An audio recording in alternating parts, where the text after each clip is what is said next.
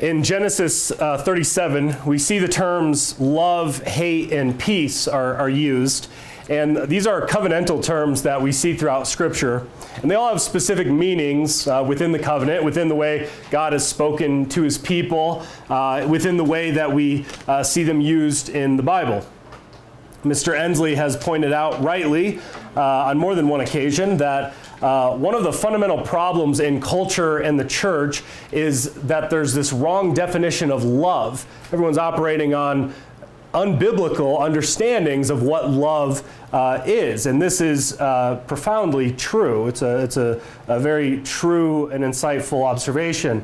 The church doesn't rightly teach her people what love is, what hate is, and what peace is. There's just this confusion on what these things are. There's wrong assumptions. People have been catechized wrong as to what these things are. And because the church is confused on these things, culture is confused on these things. We live in a confused world because we have a confused sanctuary. And what we see over and over again happening is to put this in a meteorological metaphor, is a draft, warm confusion. It's an upward, warm draft of confusion on love, and then we have this downward draft of cold confusion on hatred, and then this tornado forms, which is called feminism, and it destroys trailer park after trailer park of women. In other words, all of this confusion has really destroyed women. And this is Mother's Day, and so we are to honor mothers, we are to honor women, and the culture has a preoccupation with wrongly honoring women, wrongly loving women. They don't know how to love women, but if we understand what the scriptures say, we will better love women. And if you compare what the world says and what God says, these things are constantly in opposition to each other. So for example, the world will say that it is love to permit a woman to teach in church, but it's not love. That's hate. God says it's love for women to learn in silence.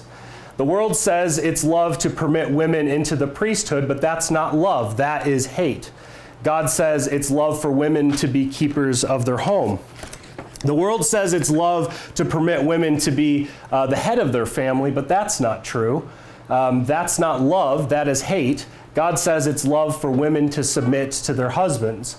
The world says it's love for women to fornicate, but that is not love, that is hate. God says it's love to remain a virgin until marriage.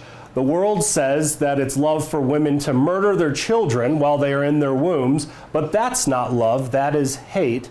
God says it is love for nursing mothers to tenderly care for their children.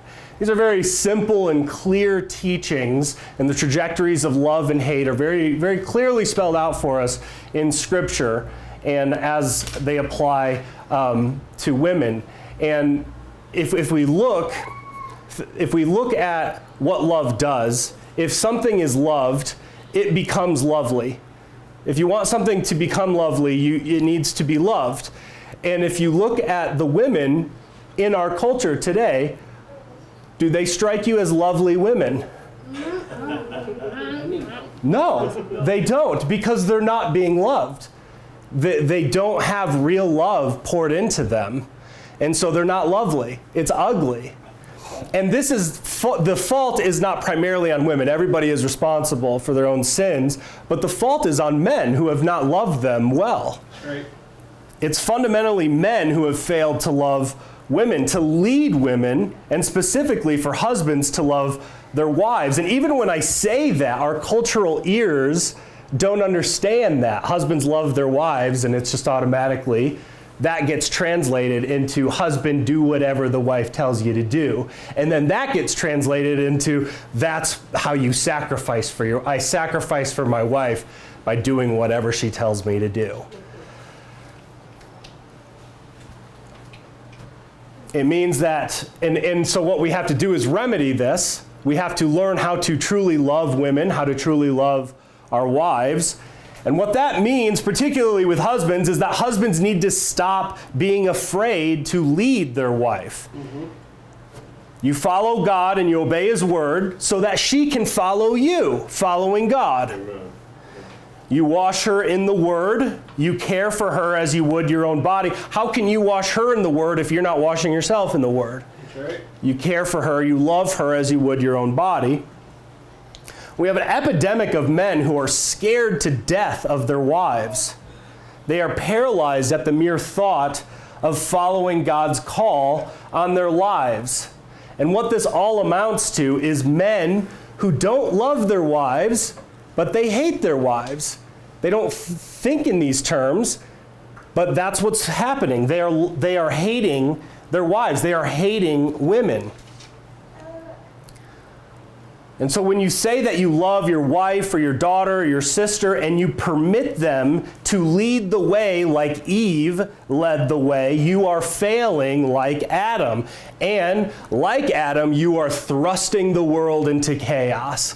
And that's why our world is in chaos right now. So if we really want to love women, we will obey God unflinchingly and lead the way so that women can follow.